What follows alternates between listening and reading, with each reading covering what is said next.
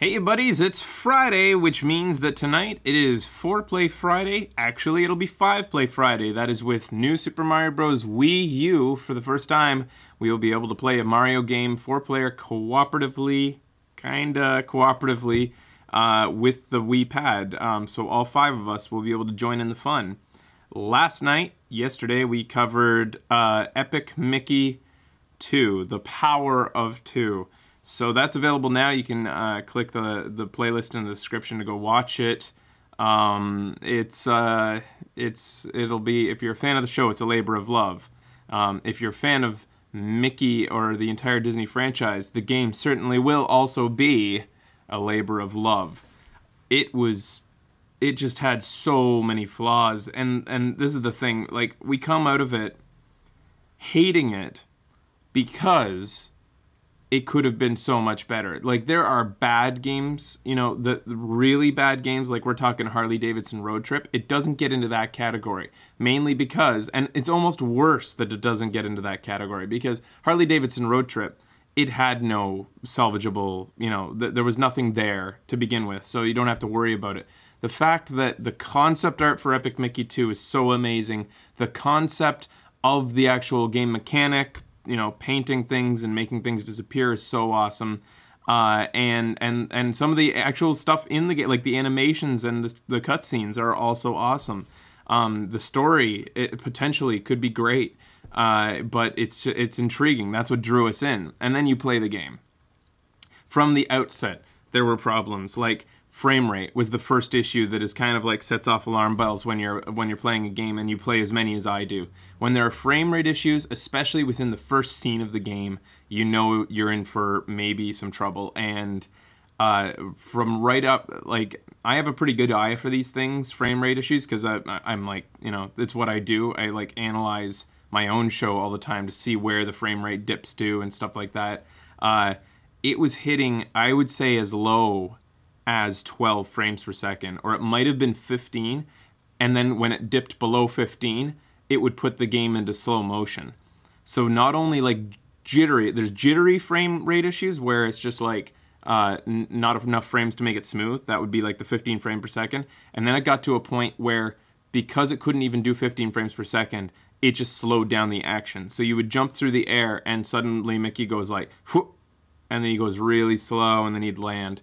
And especially when you got out your paintbrush and started shooting, we called it splooging, the paint or thinner, completely like slow down, like I guess that liquid effect or whatever was too much for it to handle, would just slow down the frame rate to a crawl. People said, does frame rate matter? Kind of in the same way that people go, do graphics really matter? Come on, it's all about the gameplay. Well, frame rate actually does affect the gameplay. You can go on all day about how graphics don't matter, and, you know, Super Mario Bros. Is still an amazing game despite its graphics. Well, the thing about Super Mario Bros. Was that it had perfect gameplay. Like, its gameplay was that's what really made people. It was sort of an ambassador for video games, because people played as Mario and they felt like they were in control. It was perfect, like sort of not one-to-one, but like, you know, there was no point where you felt like Mario's running too fast or too slow. In fact, I've said that modern Mario games, you feel like you're in less control because of how long it takes for him to start running and slow down. Anyways, that's besides the point. When you have a low frame rate, you can't, your brain is constantly making little calculations on how to adjust things and stuff on a day-to-day basis. You can bet that if you were walking around and having to pick up objects at 15 frames per second, you would be a lot less dexterous and probably 10 times more clumsy than Becky. Like if you just had to live with that. And then when it gets below that, when it gets into slow motion, that's just a no-brainer. That is a breaking gameplay. Second issue. After that, we got into the tutorial mode where Becky jumped in and we had to start to learn how to play together and how to play the game. We, basically, it was just poorly put together. Like, you know, I'm already hearing the voices. You don't want games just you want a game to hold your hand nowadays. In the tutorial, I think it's pretty important that the game hold your hand. And then I'm hearing other voices, people saying, Well, why don't you just read the manual? Well, this game doesn't come with a manual. Games don't come with manuals anymore. And they shouldn't. They shouldn't. Game manuals are unnecessary. Even Miyamoto himself agrees with me on this. Games should teach you how to play as you play. There is nothing more boring than buying a new game. Those were the old days. And look, not everything in the old days of gaming is golden just because it's nostalgic. Sure, I can look back nostalgically on, like, even warmly on the memories of cracking out the manual and reading it on the way home from the store or from the rental shop and learning the game before I get home so that the second I put in the cartridge, I'm ready to go. That isn't necessary anymore, and it shouldn't be. We're in a golden age of gaming now where we don't need to, where we can start playing and figuring it out with the tutorial and by ourselves as we go along. We're already starting to test and get the grasp of it. Some people really don't work in that text-based form. This rant is going beyond the game itself, but I'm just saying manuals are not necessary. Second, the tutorial in the game sucked, making the manual necessary for this game, because so Becky and I, like, there was a part, the first time it happened was when we had to cross a gap, and I'm supposed to grab onto her legs to get across, but the game didn't tell us that. The reason it apparently didn't tell us that is because this little piece of cloth appeared over the gap, and it zoomed in on it, and then zoomed out. And it said, "You can take that cloth to the haberdasher." And so Becky jumped at it. She, like, went across because she has her spinning ears. She jumped at it, collected it, and apparently some people, see, this is the funny thing, some people say that messed up the tutorial and that she was jumping the gun and that she shouldn't have run ahead like that because it stopped the tutorial to tell us how to grab onto her legs. Well, that's not even true, because after a good 10 to 15 minutes of trial and error of trying to get across on our own, me trying to jump, and then finally somebody in the chat telling us that we could grab legs, we were learning from the chat how to grab her legs, and then I went across, and then just as we're getting across, they tell us how. So she didn't even interrupt the tutorial. The tutorial was just triggered at a stupid time or something, or like it got messed up completely. Like she hadn't interrupted it, it just hadn't triggered. Anyways, we finally get past that part, and then it's just a matter of a whole bunch of things throughout the game where you just aren't sure what you're supposed to do. They explain the objective, but they use terms like the ECE or something like that, and, like, game terms. It all has to do with the story. I understand that, but the thing is, waypoints are good.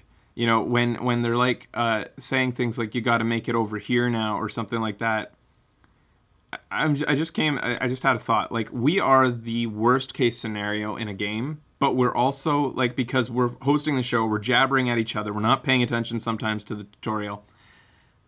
So we are a worst case scenario. We're like a tutorial maker's nightmare. However, we are also the acid test. If you can make a tutorial that we can get through, then you've properly made the tutorial. I stand by that statement, because when you're a gamer, sometimes you aren't paying 100% attention. Sometimes you're getting distracted by things that are going on around you or whatever. Just because if you get distracted by something shouldn't lock you into a point where you have no idea what you're doing.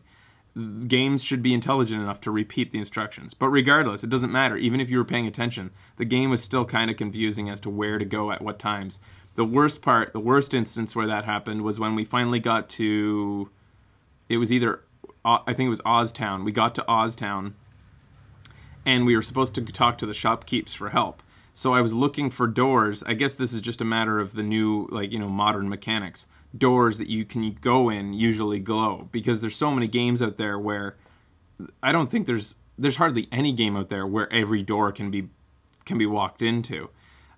So I was seeing all the doors were really kind of just look like background buildings, and the things that indicated that they were shops were these tiny little signs, little signs that were faded too, and you had to get up really close to see that it said that it had a picture of ice cream on it or something like that. It just wasn't clear that it was a shop. And so the doors weren't glowing, which they usually do in games when you can go into a door. And I said, okay, fine. They're not glowing. We finally figured out that we can go in these doors if we just approach them.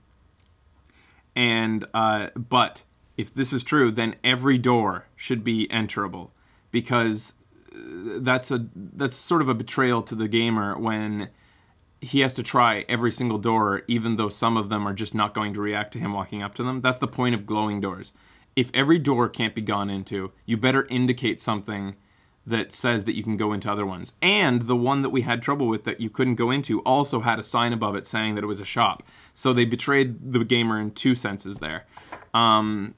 This is just game design. These are game design flaws. I know they're little, but this is a AAA title by Disney.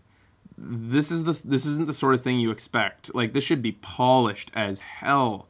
So beyond that nitpick, we finally get to the major, huge issue that we had on part 5 of the playthrough, where we get this ability called the fairy spell, and you're supposed to be able to initiate spells by, I guess, using your paintbrush to, and the first spell you get is the fairy spell, which lets objects float. We had to make this object float.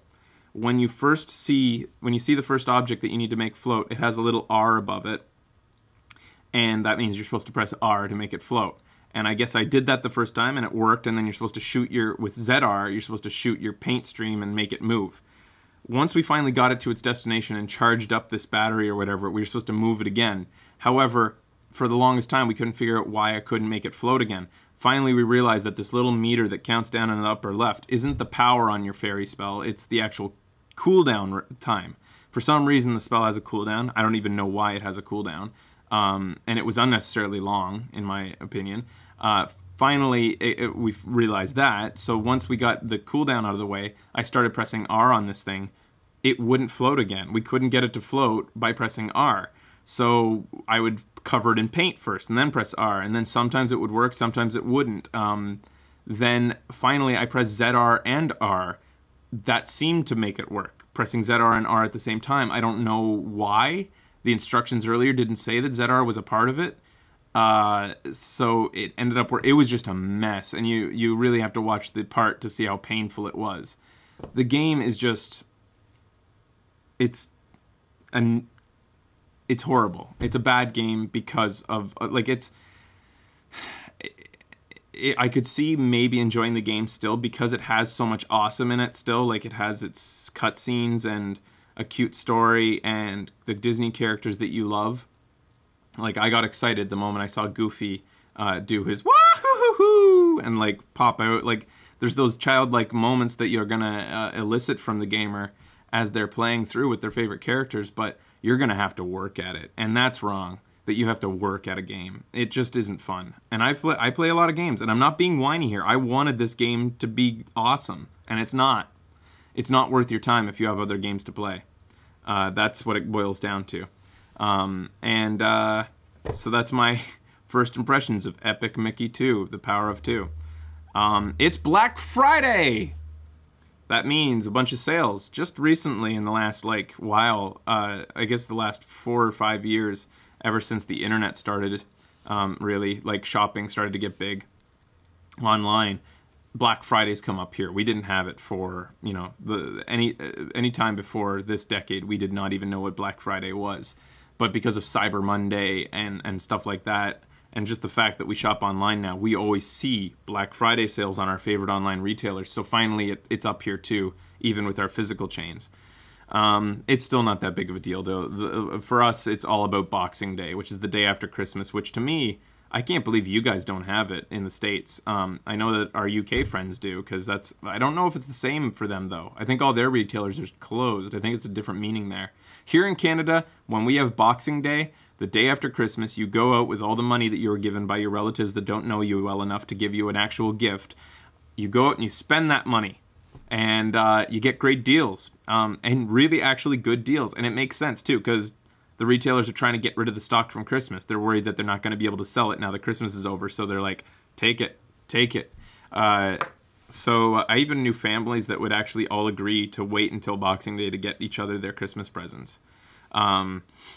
Anyways, if Steam sales are going on right now, really good ones. If you guys want to, in the comments, you know, share some Boxing Day deals with me and others, I would like to know.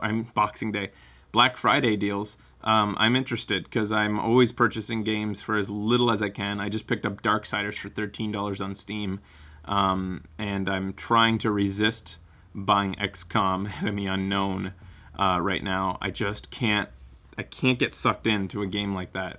I have to avoid it. So Black Friday, and games that we still have to tick off the list for Wii U is Sonic Riders. We are excited for that title. It's just we're going to have to find a day where we can get the 4 of us together. Right now, Super Mario Bros. Wii U has priority. Tank Tank Tank. And what's the other one? Oh, Rabbids Land. All of these titles are going to come out, well, probably past Wii U week. It's all about when we can get the gang together. We're not going to try to cram them all into one night. I don't feel like that's as much fun as, you know, dedicating each night to a game like that. So just be patient on those. They will come. PlayStation All-Stars is also on the list up to on a 4-play Friday or Sunday or Saturday. And then Hitman Absolution sometime early in the week or maybe even on Sunday. Stay tuned for that.